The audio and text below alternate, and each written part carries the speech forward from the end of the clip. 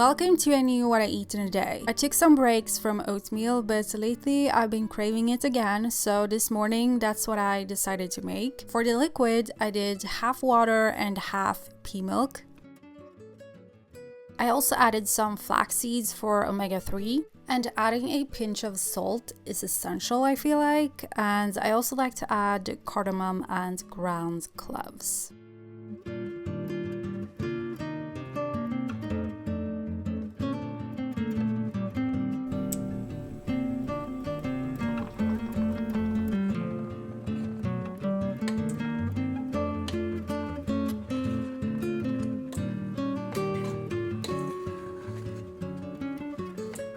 Before adding the oatmeal, I just emptied a capsule of vitamin D and K and another capsule of vitamin B12 into the bowl. They don't taste anything, and this way it's easier for me to take them, so that's a tip if you can't swallow capsules or just find it uncomfortable.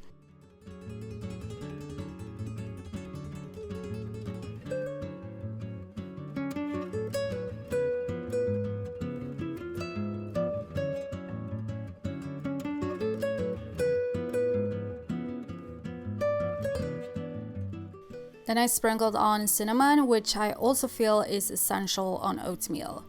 For the rest of the topping, I simply just added the last of the chia seed jam that I had left. It is so yummy. It's just berries cooked with some mashed up dates, and then I just added chia seeds basically, and then it thickens like this. And yeah, I just had it plain like this, but it was super delicious, and you still got the healthy fats from the flax seeds, but also the chia seeds in the jam. I had a banana as well that I forgot to film.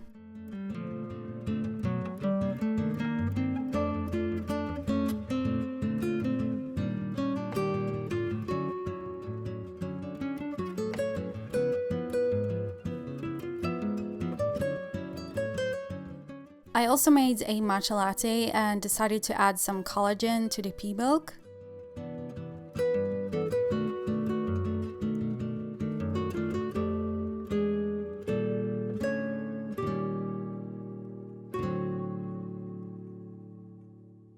When I go to a cafe and look for a plant-based lunch option, they often have like a sandwich with hummus and roasted vegetables or grilled vegetables, and they are so delicious and flavorful.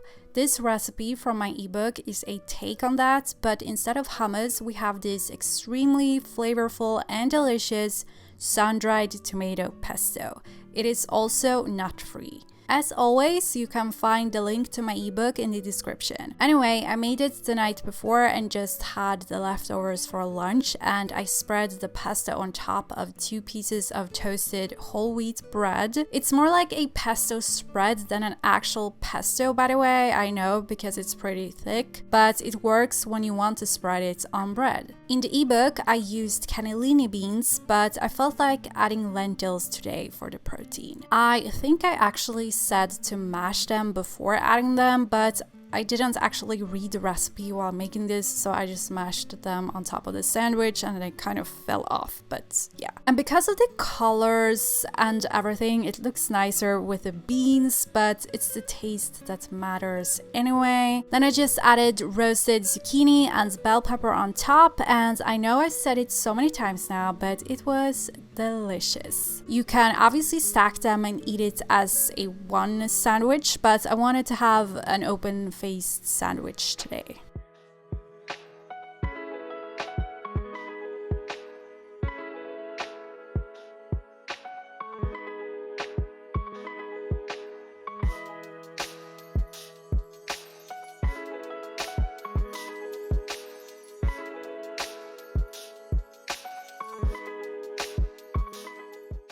This was a super hot day, so in the afternoon I made a healthy chocolate banana ice cream.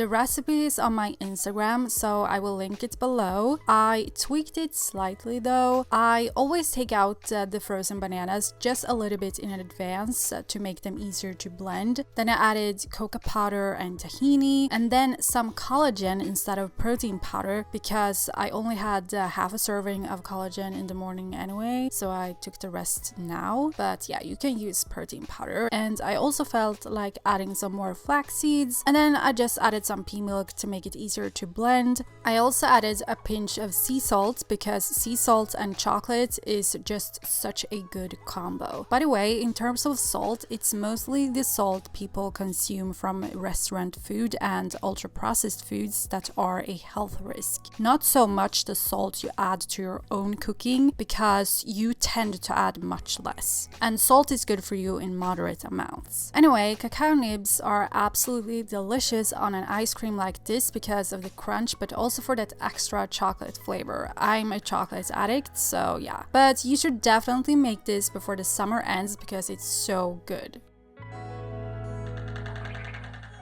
I had some bok choy and egg noodles at home that I had to use. I don't tend to have these type of noodles. I just took them when we emptied my grandma's apartment and I figured I could use them at some point.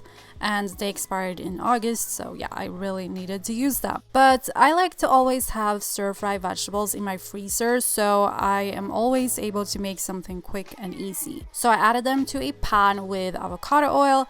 I also added frozen green peas for some more protein. For some more flavor, I added ground ginger. I actually think fresh is tastier, but ground is more convenient. After cooking the vegetables until tender, I added the bok choy. I just cut it into smaller pieces of cam. I also added some soy sauce, which is so salty, so you don't need to add any extra salt.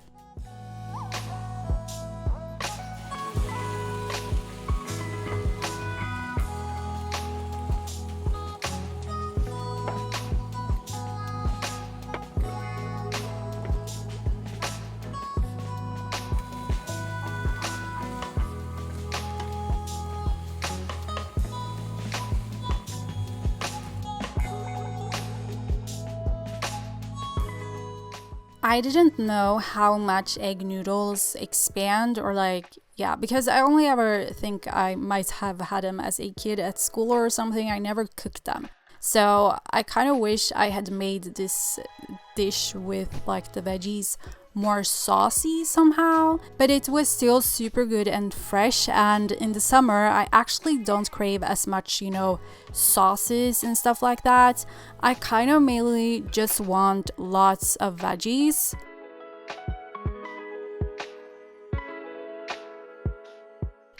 Like always, almost, I added half an avocado for some healthy fats, which also helps to better absorb all of the nutrients like the beta carotene in the carrots. And then just to add a little more flavor and just a little sauciness, I added some coconut aminos, and then I sprinkled on some sesame seeds. Both bok choy and sesame seeds are rich in calcium, which is great if you don't consume a lot of dairy products. I do eat dairy, but not every day. But yeah, this was a really good meal, and the egg noodles were really tasty. I had some left, and you will likely see me use them soon in another video because yeah, I had to use them before they expired in August, as I said. But yeah, thank you so much for watching. Don't forget to comment, like, and subscribe because it really helps me out and encourage me to make more videos like this one.